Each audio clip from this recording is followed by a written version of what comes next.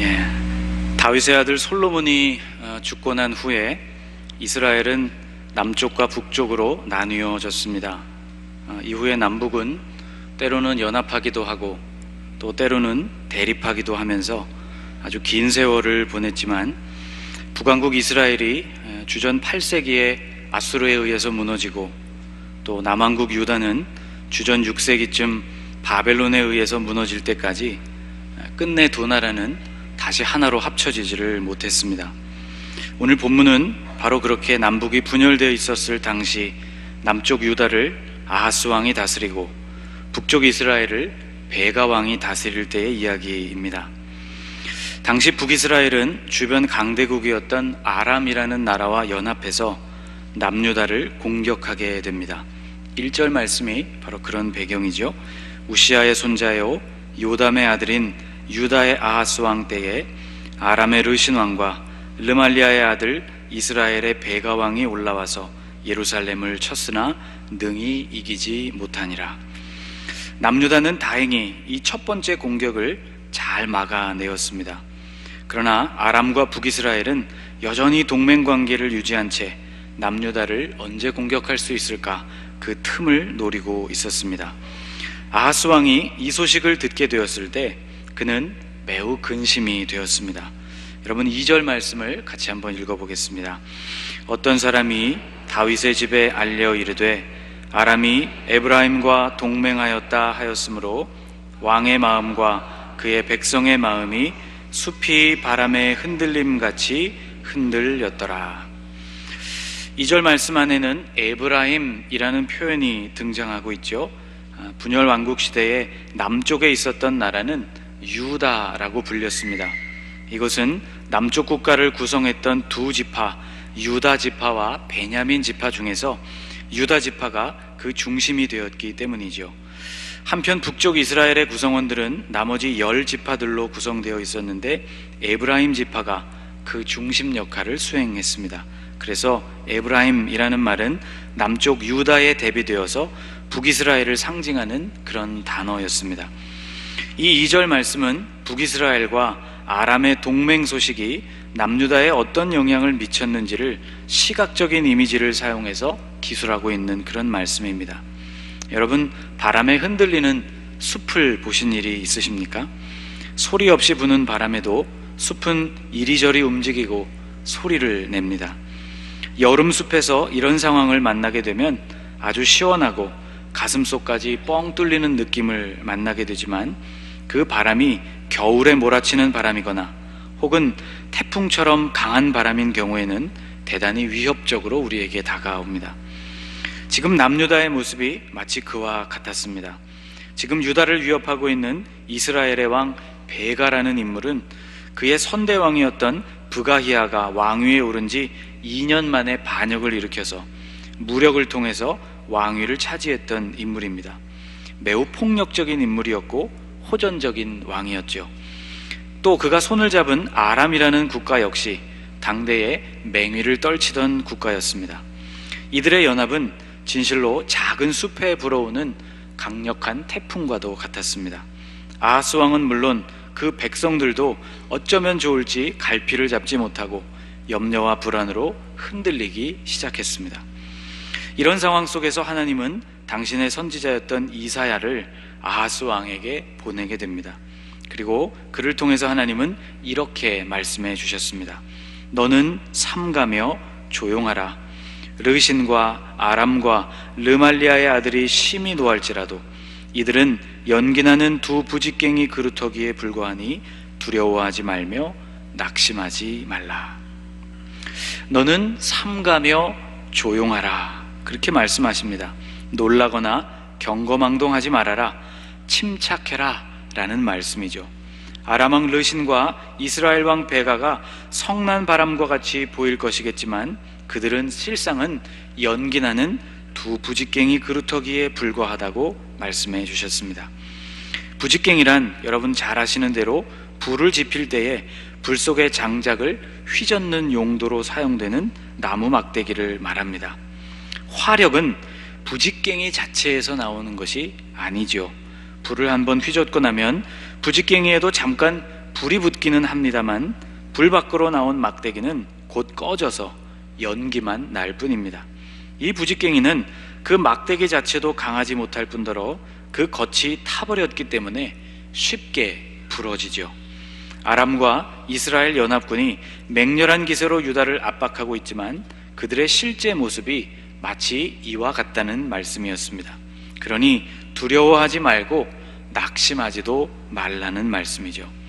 새번역 성경으로 4절 말씀을 다시 읽어보면 매우 실감나게 하나님의 말씀이 다가옵니다. 그를 만나서 그에게 정신을 바짝 차리고 침착하게 행동하라고 일러라. 시리아의 르신과 르말리아의 아들이 크게 분노한다 하여도 타다가만 두 부직갱이에서 나오는 연기에 지나지 않으니 두려워하거나 겁내지 말라고 일러라. 여러분, 얼마나 든든한 위로의 말씀입니까? 하나님께서 친히 안심을 약속해 주시는 그런 말씀입니다. 그런데 안타깝게도 아하스 왕의 귀에는 이 하나님의 말씀이 들어오지를 않았습니다. 하나님의 확실한 말씀이 아하스 왕에게 있어서는 든든한 위로가 되지를 못했습니다. 이 위기 속에서 아하스 왕은 오히려 사람에게 눈을 돌리게 되었습니다. 그가 그 위기를 타개하기 위해서 선택한 것은 아수르였습니다. 아수르는 당대의 또 다른 강대국이었습니다. 아하스 왕은 아수르의 지원 요청을 했죠. 같은 때의 이야기가 열왕기하 16장에 기록되어 있습니다. 그 16장 7절 말씀을 보면 이렇게 되어 있습니다. 아하스가 아수르 왕 디글랏 빌레셀에게 사자를 보내 이르되 나는 왕의 신복이요 왕의 아들이라. 이제 아람 왕과 이스라엘 왕이 나를 치니 청하건대 올라와 그 손에서 나를 구원하소서. 나를 구원하소서라고 요청하고 있는 부분을 여러분 눈여겨보십시오. 아수르에 요청했던 이 동맹 요청은 받아들여지게 되었고 실제로 그 다음번의 전투에서 남유다는 아람과 북이스라엘 연합군을 막아낼 수가 있었습니다. 그런데 이것이 더 큰 문제의 시작이었습니다. 하나님의 위로와 격려의 말씀을 무시하고 사람을 더욱 의지했던 남유다는 도움을 받았던 아수르에 오히려 속박을 당하게 되고 맙니다. 이후로 유다는 계속해서 아수르의 눈치를 봐야만 했습니다. 역사적으로 살펴보아도 유다에 훨씬 더 큰 위협이 되었던 존재는 당시의 아람이 아니라 아수르였습니다. 아수르는 점점 세력을 확장하면서 무서운 기세로 서쪽으로 진군을 계속해오고 있었죠. 유다의 지원 요청이 없었더라도 북이스라엘과 아람이라는 나라는 이미 아수르가 공격 목표로 삼고 있었던 나라였습니다. 그리고 그 다음 목표는 남유다였습니다. 남유다의 지원 요청 덕분에 아수르는 아주 편안하게 북이스라엘과 아람을 정벌할 수 있었던 것이죠. 아수르로서는 대단히 이득을 본 셈이었습니다. 또 지원 요청이라는 것은 빈손으로 할 수가 없는 것이었죠. 열왕기하 16장 8절 말씀을 보면 그때 이렇게 기록하고 있습니다. 아하스가 여호와의 성전과 왕궁 곳간에 있는 은금을 내어다가 아수르 왕에게 예물로 보냈더니, 아하스 왕은 왕궁 곳간에 있는 은금을 아수르에 보냈고 심지어는 성전에 있는 것까지 다 긁어 모아서 지원 요청을 위해서 아수르로 보내고 맙니다. 나라를 지킨다는 명분으로 성전의 은금에까지 손을 댄 것이죠.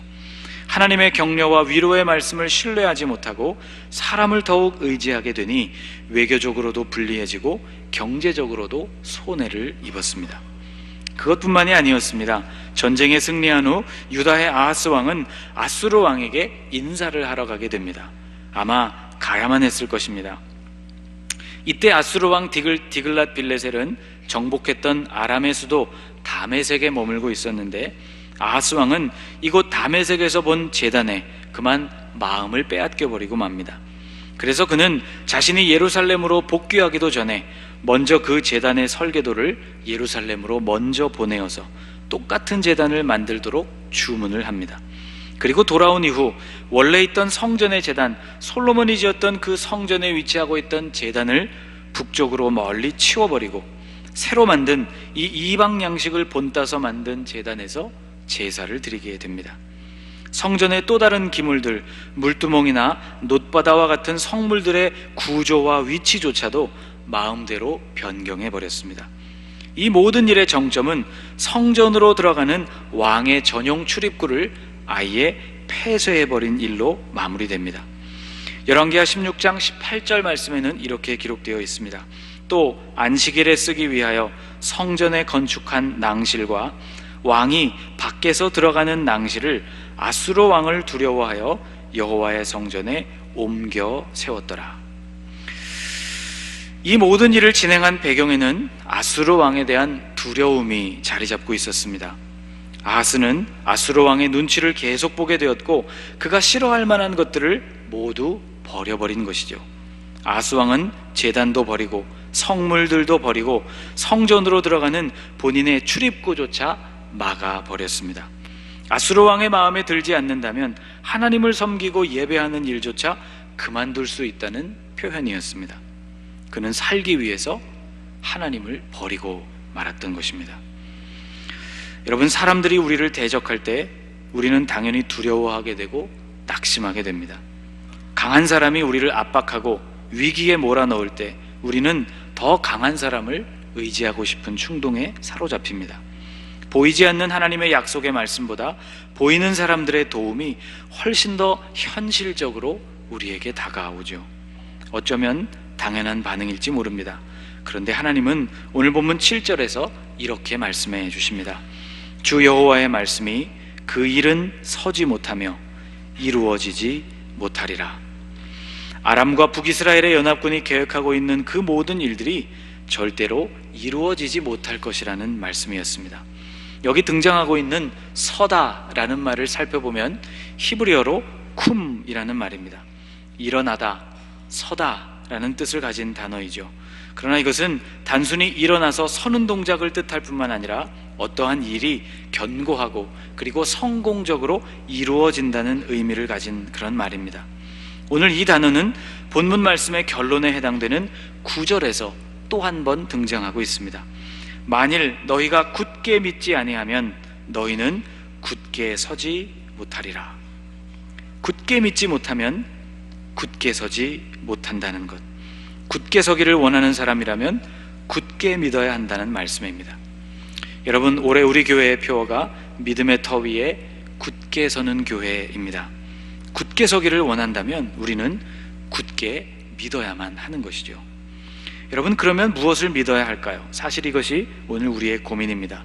9절 마지막 부분에 나오는 이 결론적인 말씀 이전에 이 질문에 힌트를 주는 그런 소중한 말씀이 등장합니다.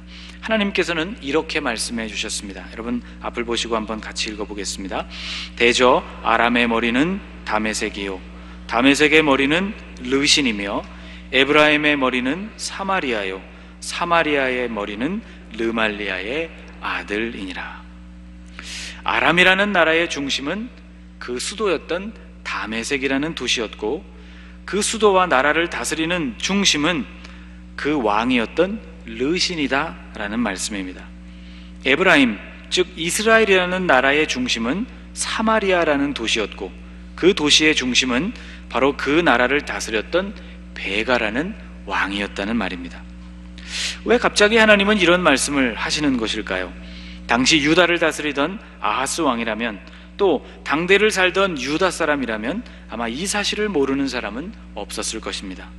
아람의 중심이 다메섹이고 그 다메섹의 중심이 그 왕 르신이며 이스라엘의 중심이 사마리아요 그곳을 다스리는 왕이 베가라는 사실, 하나님은 지금 너무 뻔한 사실을 말씀하고 계신 것입니다. 마치 우리나라 대통령이 누구인지 유치원생이나 초등학생들이 다 아는 것처럼 말이죠.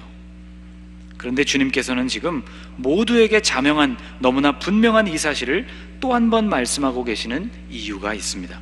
이 말씀 뒤에는 생략된 말씀이 있기 때문이죠. 주님은 하나만 알고 둘은 모르고 있는 유다왕 아하스와 그 백성들에게 지금 너무나 중요한 사실을 말씀하시려고 하시는 것입니다. 아람의 머리는 르신이요 이스라엘의 머리는 베가라는 것을 너희는 잘 알고 있지 않느냐? 그렇다면 너희의 머리는 누구이냐? 라고 질문을 던지고 계신 것입니다. 유다를 다스리고 계신 분, 그 모든 문제의 해결책에 최종적인 권한을 가지고 계신 분, 남유다를 실제로 통치하시는 그분이 누구인지 너희는 아느냐 하는 질문이었습니다.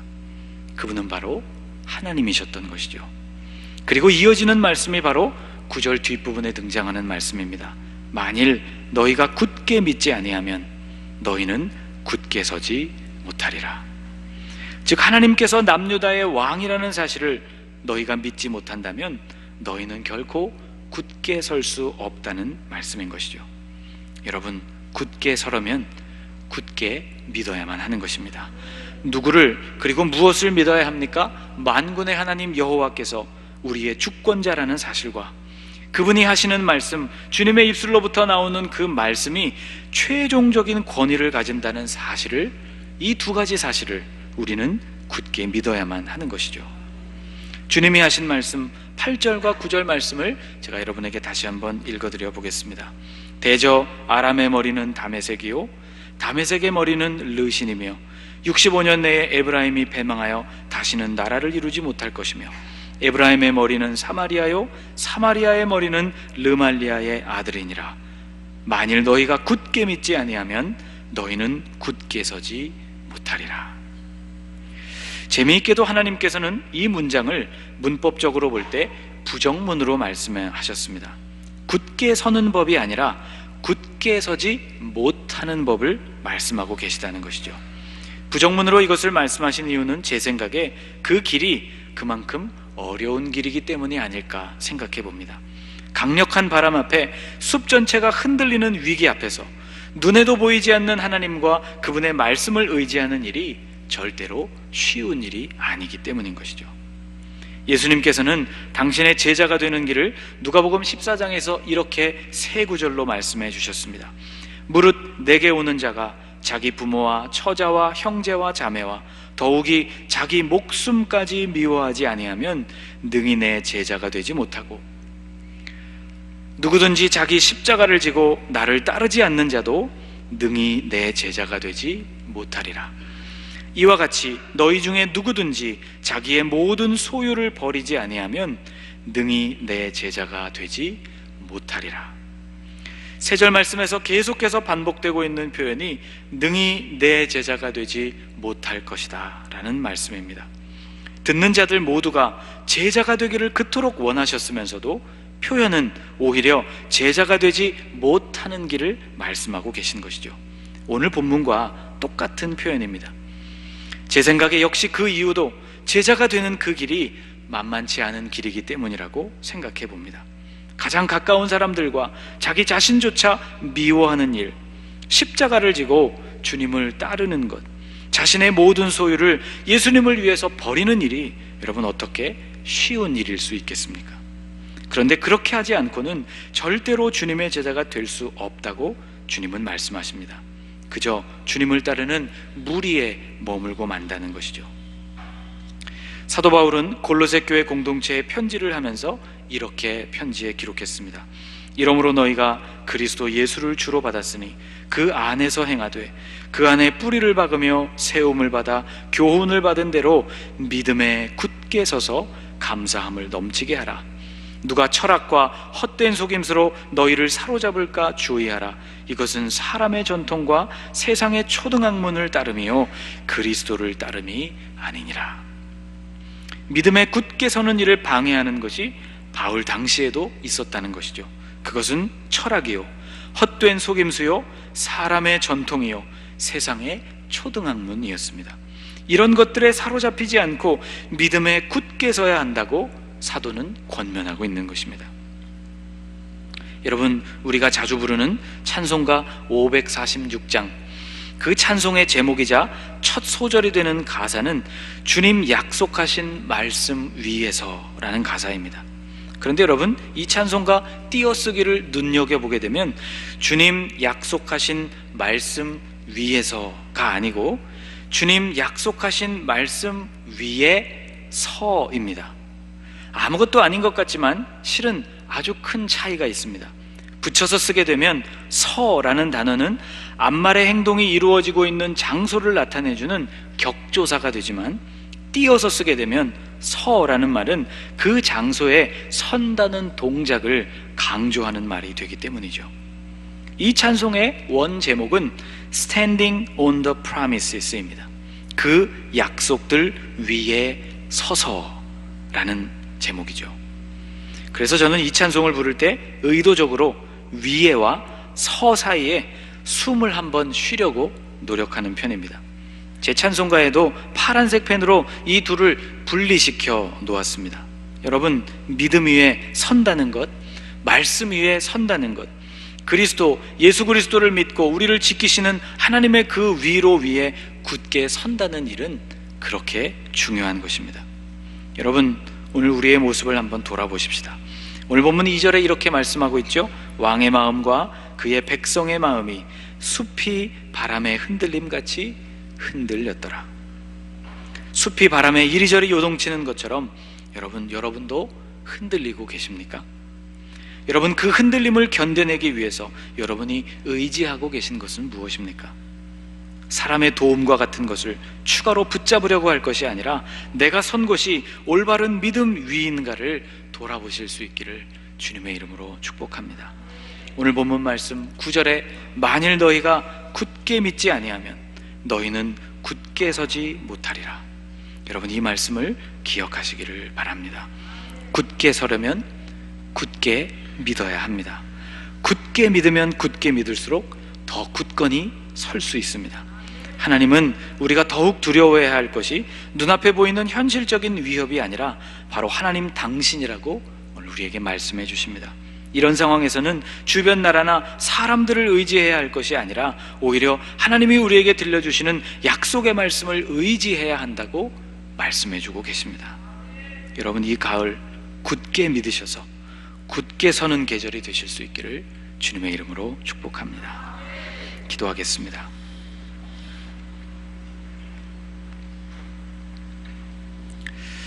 주님, 우리는 오늘도 두렵습니다.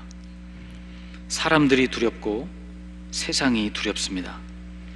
그동안 두려움을 극복해 보기 위해서 다른 사람을 의지해 보기도 하였고 세상의 방법을 따라해 보기도 했습니다. 주님, 그러나 그 결과는 늘 실패였습니다. 잠깐은 성공인 듯 보였지만 시간이 갈수록 우리를 더욱 힘들게 하는 또 다른 족쇄가 되었음을 보았습니다. 하나님, 오늘 굳게 믿지 않으면 굳게 서지 못한다는 말씀을 우리에게 주셨습니다. 하나님을 굳게 믿기 원합니다. 하나님께서 내 삶의 주인이심을 믿습니다.